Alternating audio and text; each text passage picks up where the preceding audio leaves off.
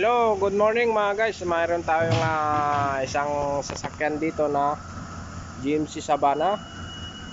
Yan ang problema nito mga guys. Yan, kung makikita nyo, palyado yung kanyang makina. Tapos nagbi-blink yung kanyang check engine. Opo. Tapos kung makikita nyo dito mga guys, mayroon siyang cylinder history misfire. Opo. Bagi. Yan. Tapos babasaan natin siya ng code, kung ano yung code niya mga guys.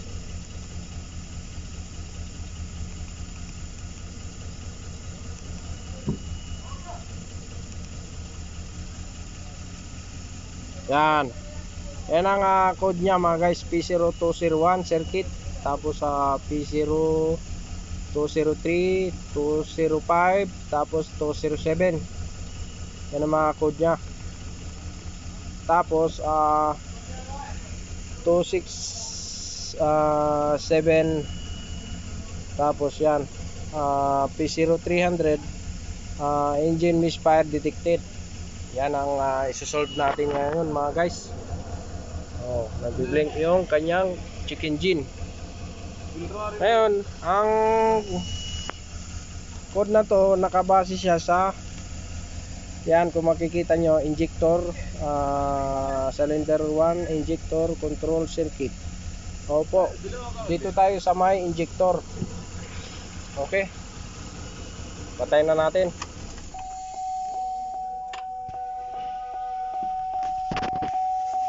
Yung injector niya mga guys, nandito yan.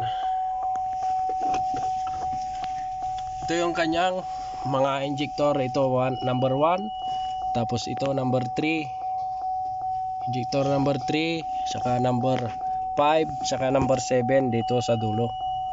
Ang sasakyan kasi na ito mga guys, B8. Opo, 8 cylinder siya. Ngayon, ang code natin dito lang banda sa may bank 1, dito sa may left side sa Savana. Opo. Ngayon, ang gagawin natin, sukatin natin ang mga voltahe ng mga guys, yung kanyang wire.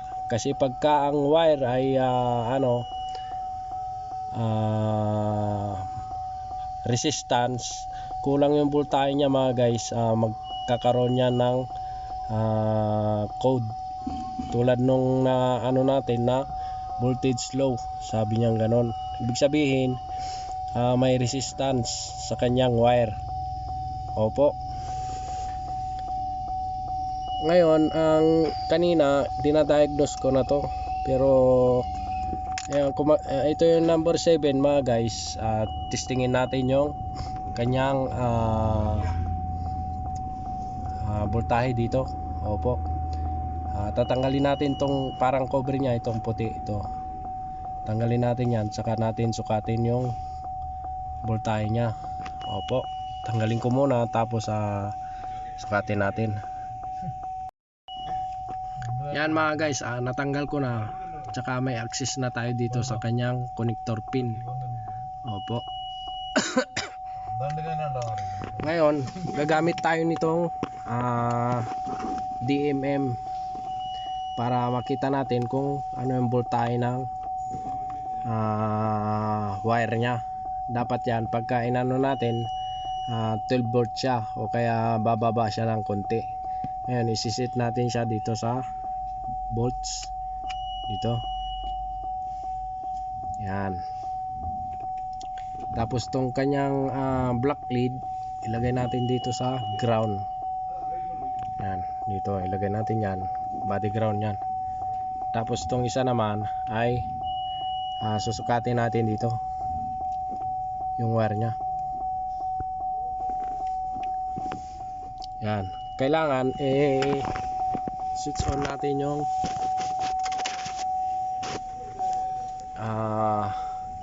yan, switch on natin yung ignition switch. Tapos ngayon susukatin natin ang voltahe dito. Yan, 11.94. Ito naman 3.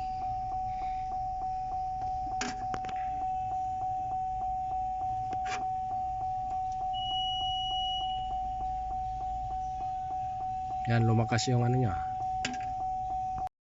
Yan, kung makikita nyo mga guys, 11.50 lang yung ano niya dito sa injector number 1. Ngayon, dinirektahan ko na siya ng wire dito mga guys. Kasi ang problema natin yung voltahe. Opo. Ngayon, ito yung dulo ng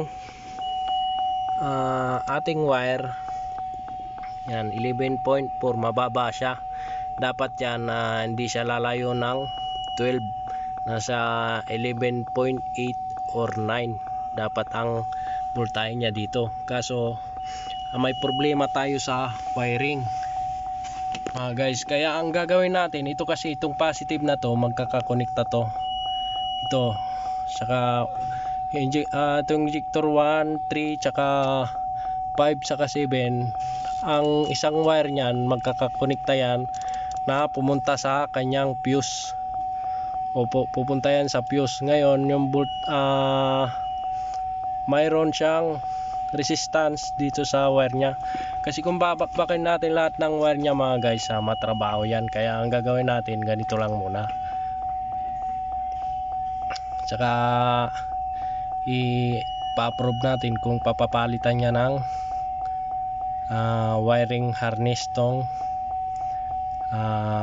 kanyang sasakyan mga guys. Kaya ang gagawin muna natin para ma-solve natin ang problema nito, ito muna, kumuha ako ng wire. So, itong wire na to, ilagay natin doon sa kanyang fuse box. Opo, pupunta tayo doon sa kanyang fuse box. Ilagay ko to doon.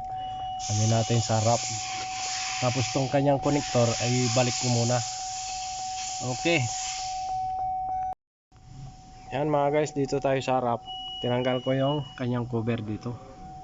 Yun yung kanyang underhood fuse box. Ngayon, kunin natin yung wire na ginawa natin. Ito yan siya. Ngayon, babalatan natin to para i-connect natin dito sa yan mga guys. Ito yung fuse nya kasi 20 amperes, bank 1 tsaka bank 2. Ito dito tayo sa taas to. Yan, ito mga guys, yan 20 amperes. Yan tayo mag direct. Okay, i-set up ko muna to mga guys.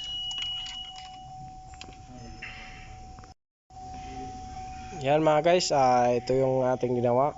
Ito yung wire, tapos inano natin sa fuse nya dyan. Tapos 20 amperes yan.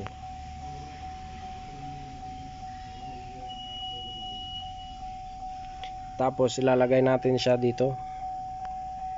Balik natin siya dito sa lalagyan niya. Yan.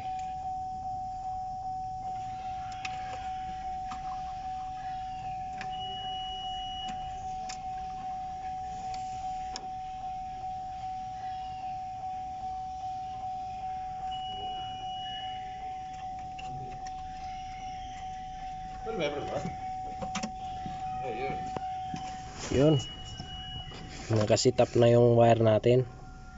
Yan, positive to mga guys. Kaya ilayo nyo lang siya sa mga sasabit na ano, tulad no, sa pulley, sasabit siya doon. Kaya ilayo natin siya ganyan. Tapos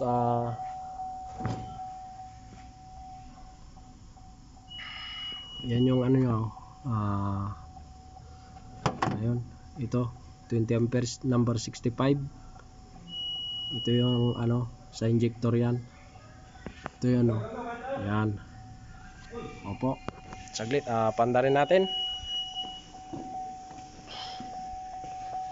para pakita ko sa inyo kung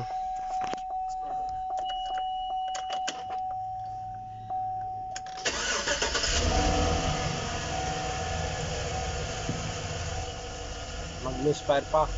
Yan, ngayon ang gagawin natin, i-delete lang natin yung kanyang check engine. Delete muna natin siya kasi clear muna natin, clear codes natin.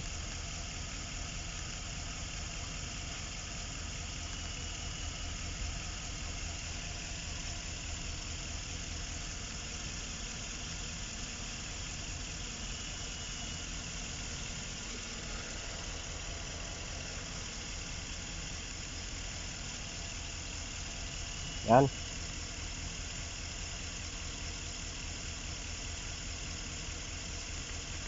Tapos i-scan natin ulit.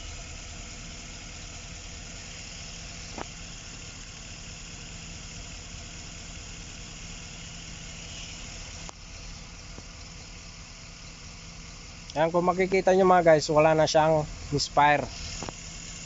Wala na siyang code mga guys. Okay. Ang natitira na lang ito sa may brakes ang code niya. Pero yung kanya makina mga guys, yan o, tumahimik na siya. Kaya revolution natin.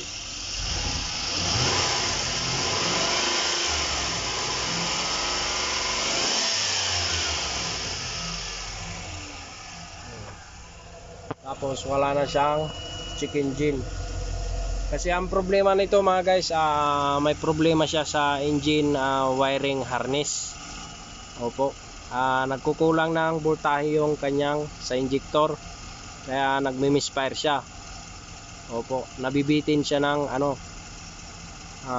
voltahe.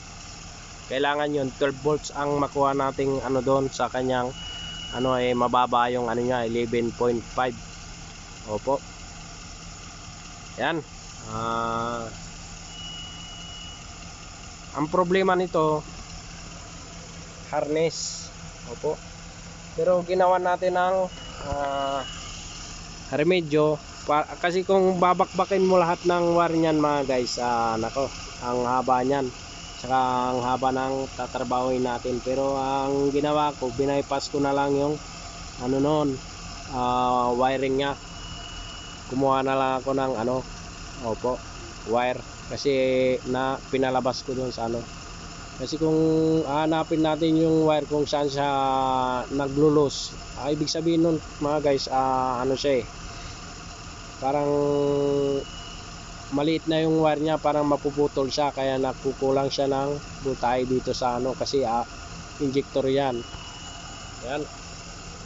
Okay na.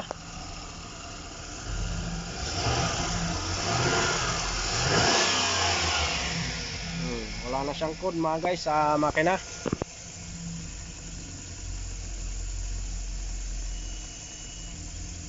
Yan na lang ang niya, code niya sa may tire.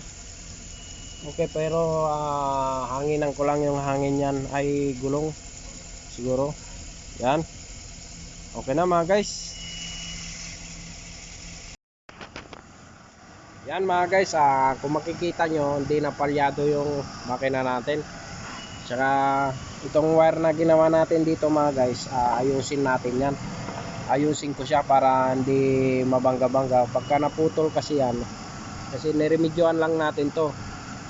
Kasi kung papalitan natin tong buong harness na to mga guys, matagal ang order nito. Kaya niremedyoan na natin para ma-release na natin yung sasakyan at mapakinabangan ng ating customer. Yan, ipipix ko lang tong wire na ginawa ko. Tapos okay na. Yan, GMC Sabana yan mga guys. Yun. Kung nagustuhan nyo yung aking mixing vlog mga guys, huwag nyo kalimutang i-like at share, at huwag nyo kalimutang mag-subscribe kung bago ka sa aking channel mga guys. Opo, para Saka pindutin mo na rin ang notification bell para updated ka lagi sa susunod kong mga video na i-upload. Opo. Opo. Maraming salamat po.